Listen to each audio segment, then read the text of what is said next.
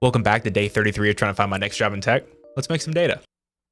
Today we start on getting our data set up and ready to go, starting off by going back to past projects, looking at how I had those set up with Firebase, exporting that out so I can play around with it and get it how I need for this project, doing the same thing for users, but we'll end up tweaking that here in a little bit. Going back to look at how I did the promises for similar projects earlier this year, trying to gauge what promises I need for this project and maybe what I can gut and repurpose. Then checking out the wireframe again to look at those forms just to make sure I'm not leaving out anything. I actually decided to add a role here as a key value pair to make it easier to do the admin and non-admin user functionality, then importing that JSON file into Firebase, getting the file structure, API components, all that set up, committing and pushing that up, and that wraps up day 32.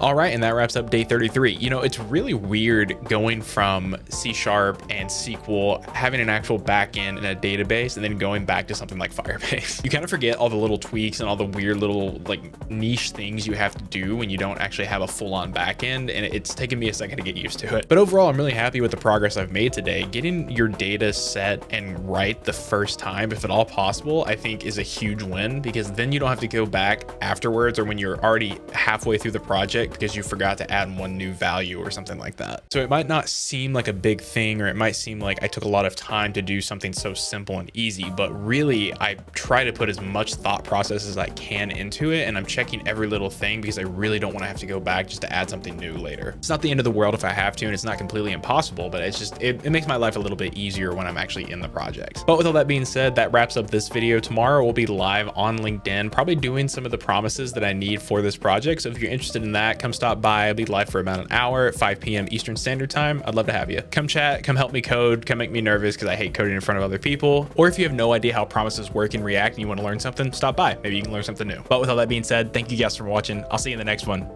I'm out.